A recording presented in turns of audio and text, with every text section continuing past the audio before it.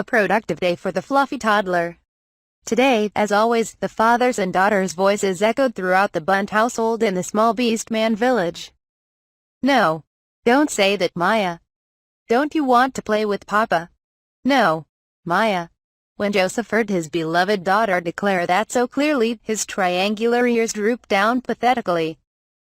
A beast man's ears and tail were better indicators of their feelings than their facial expressions. When it came to putting on the poker faces and fake smiles that were essential for negotiations, they needed to first learn to control those body parts. Maya was extremely angry at Joseph, who was blocking the house's front door.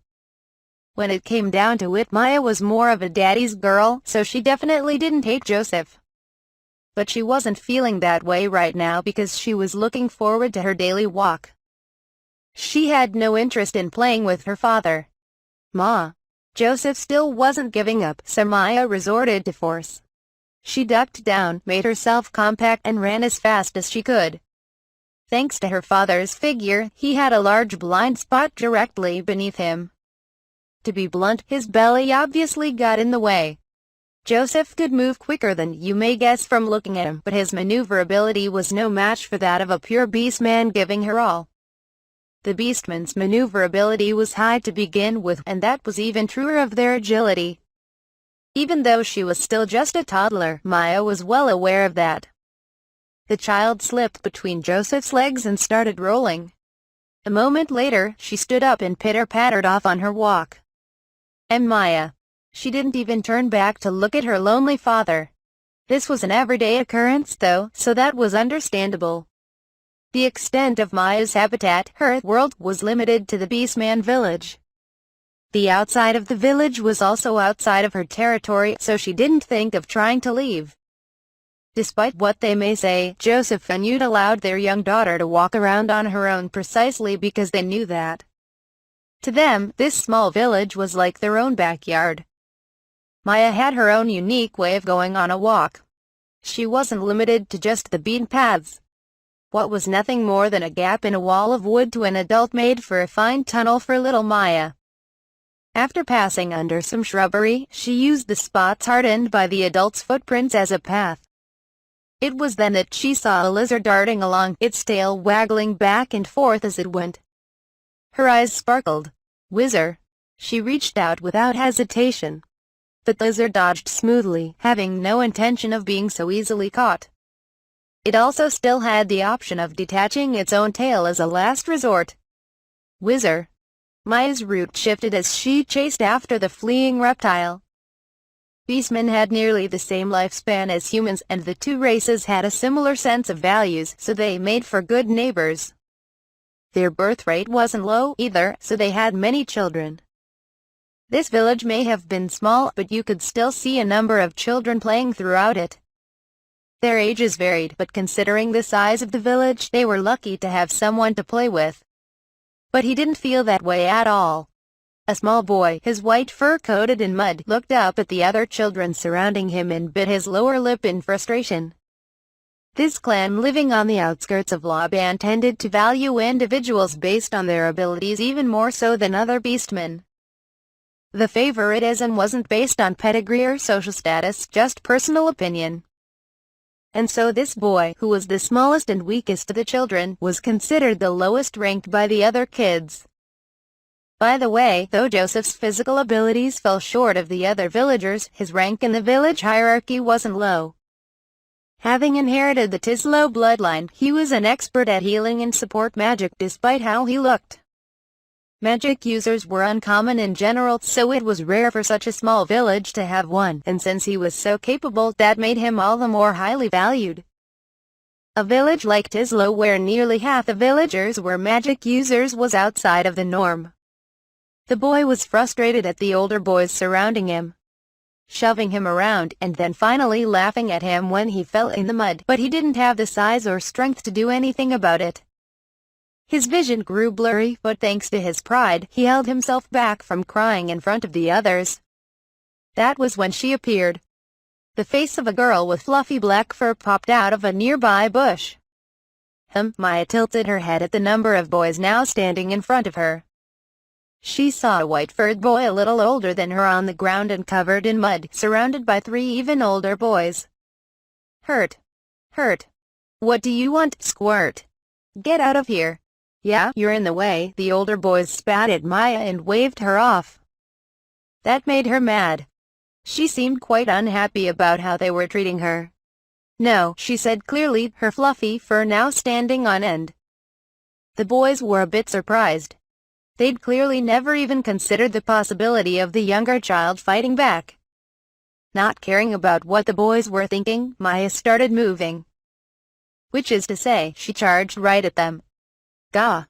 Boy 1 of 3 fell to a well-aimed headbutt using the whole of Maya's weight and force. Ah! What's with this Squirt?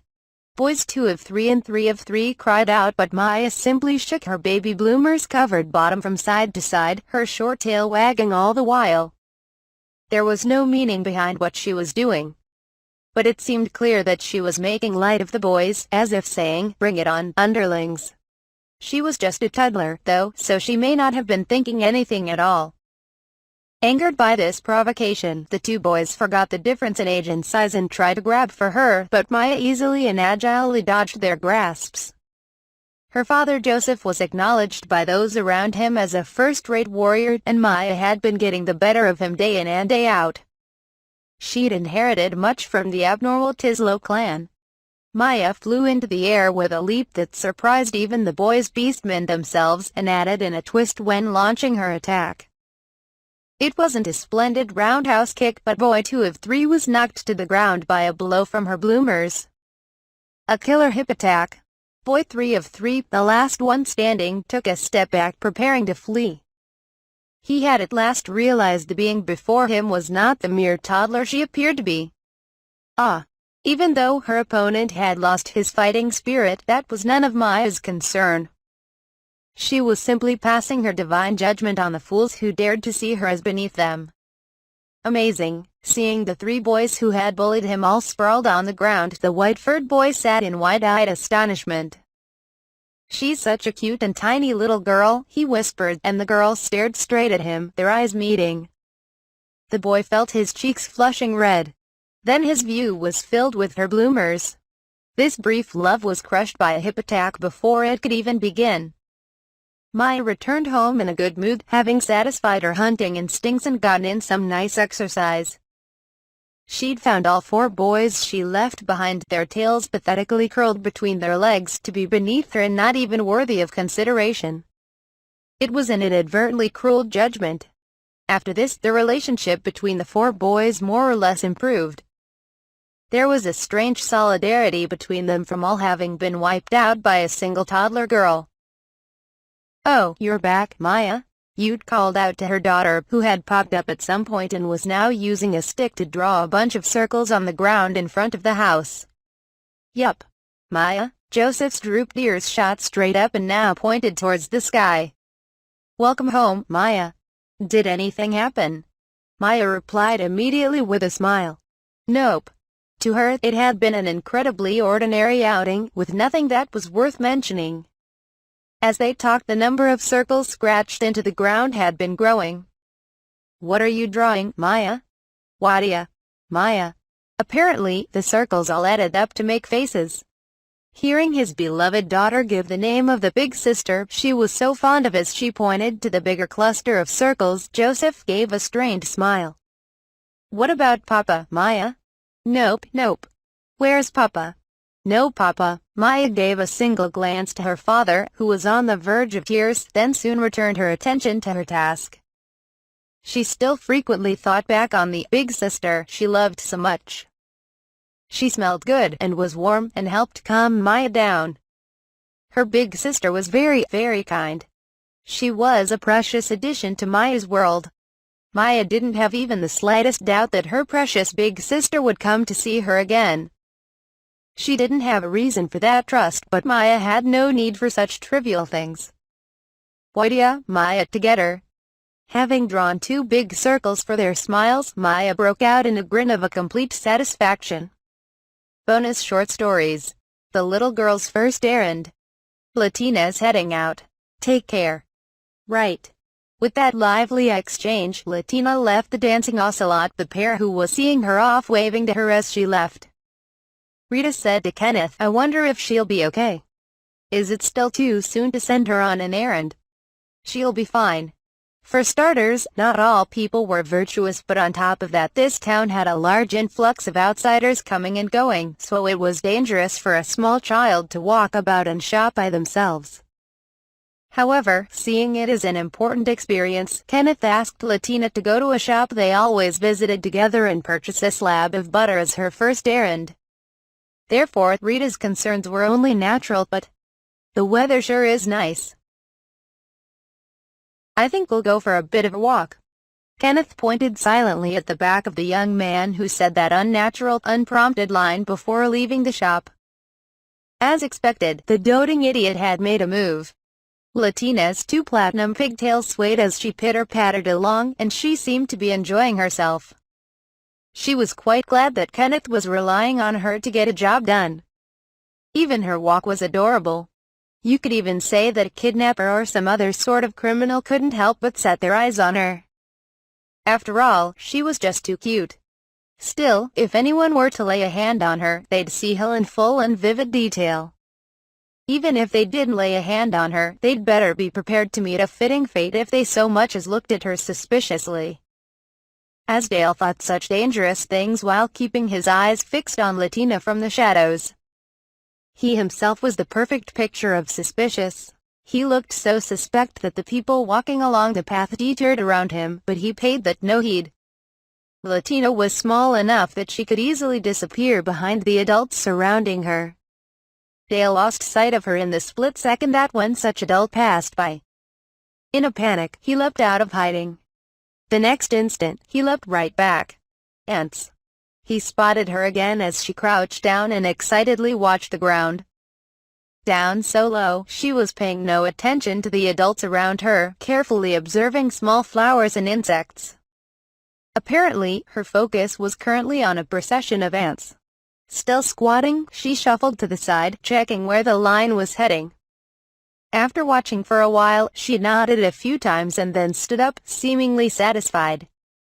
She once more started pitter-pattering along. Or so Dale thought.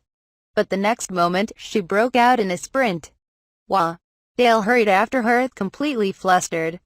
It was hard to read just where she was heading without even stopping. Even an experienced adventurer like Dale couldn't track her whims. "Come here, kitty." Apparently this time, she had found a cat out on a stroll. It casually walked along the roof while Latina leapt up and down calling out to it. However, it ignored her and walked off calmly, swishing its tail all the while causing the young girl's shoulders to droop in disappointment. Dale wanted to hug her tight and comfort her. If he had been just a few seconds later in remembering that he was watching over her on her errand, he would have ended up jumping out. That was a close one, Dale said to himself, wiping the sweat from his brow. He then saw Latina at last open the door to the shop that was her destination. Latina didn't make any stops on her way back, instead heading straight home. The level-headed young girl knew that she needed to make it back before the butter started to melt. "Hey, Kenneth. What is it? Why was Dale hiding and running all by himself? Was he playing hide-and-seek?"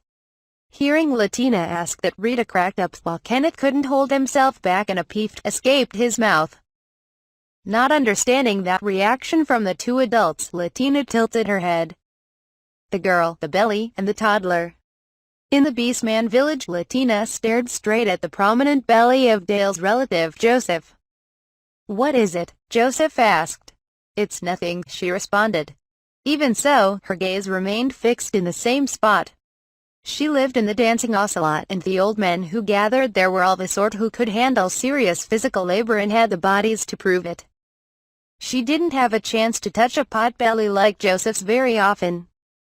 Before long she reached out, only to pull her hand back. This happened over and over again for a while. "Can Latina touch it?" she asked, finally unable to hold back any longer. Joseph gave his permission, and she gently reached out. As the peculiarly springy flesh pushed back with a sprowing, Latina's big, gray eyes blinked in surprise. Then, with a wide smile, she did it again. Sprowing, sprowing, sprowing. Joseph didn't know what was so fun about it, but when he looked at Latina, she giggled back at him. She seemed to be enjoying the springiness of his belly quite a bit. "What'ya?" asked Maya, confused by Latina's actions. After a bit, she seemed to arrive at a conclusion. "What'ya?" "Yes?"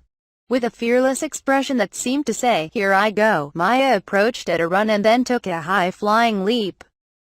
Her landing spot was her father's stomach. His fat let out of sprewing as it absorbed the blow. Latina's eyes sparkled. But even so, his body couldn't handle the sudden blow of Maya's full body weight, even if she was a small toddler. That was none of Maya's concern, though. Joseph had no idea how to handle the situation. Wah!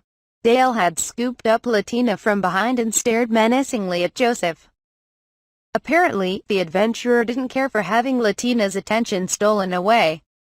Joseph let out a sigh, unable to decide if he had been saved or was facing a new threat.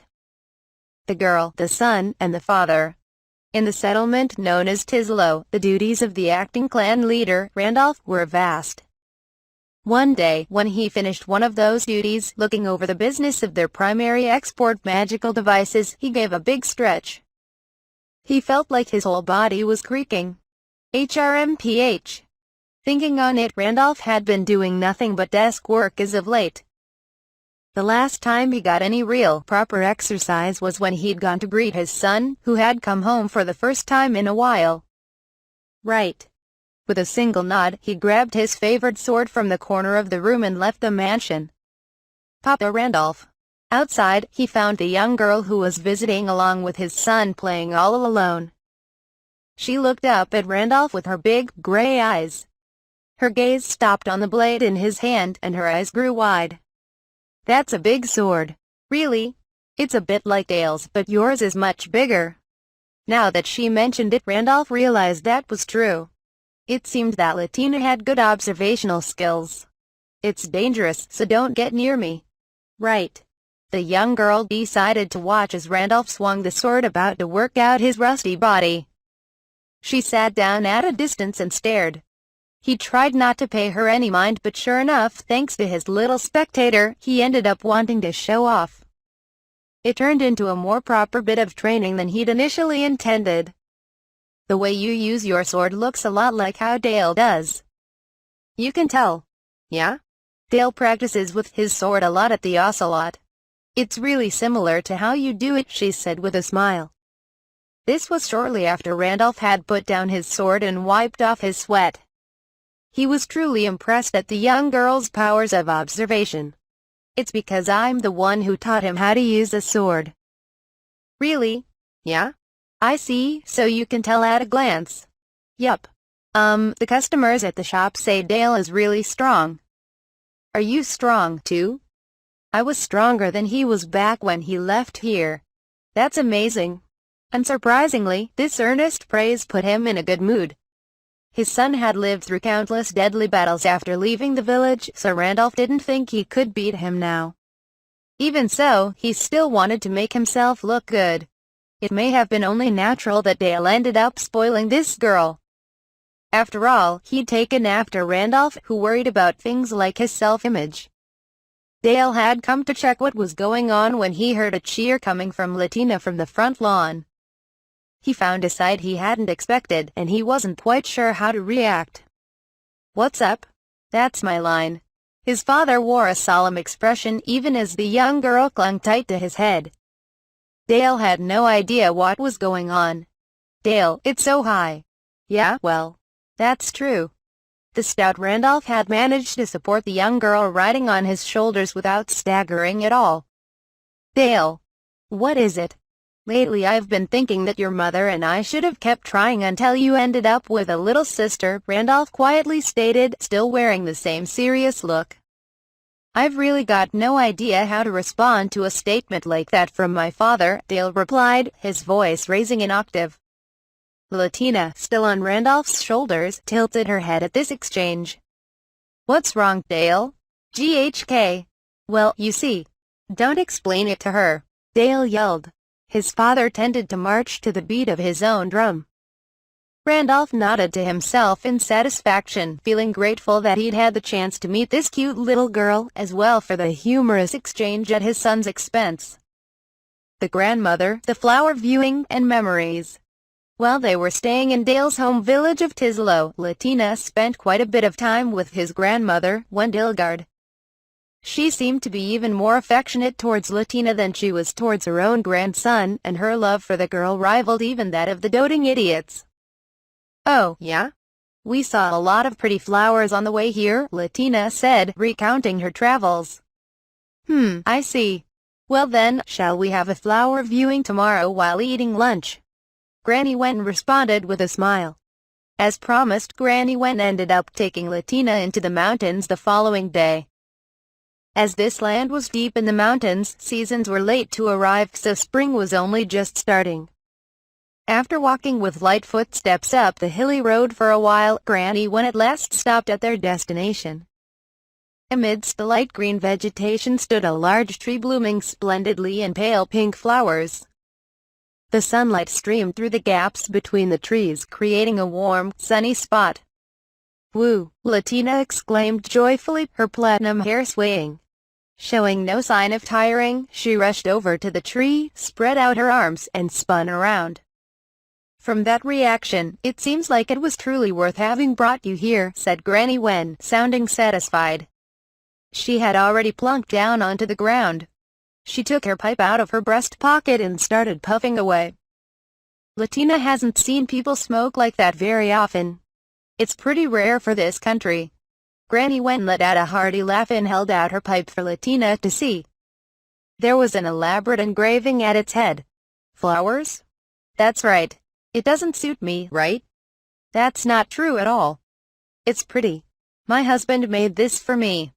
He was weak physically, but he was real skilled when it came to making stuff like this." "Your husband? Dale's grandfather?"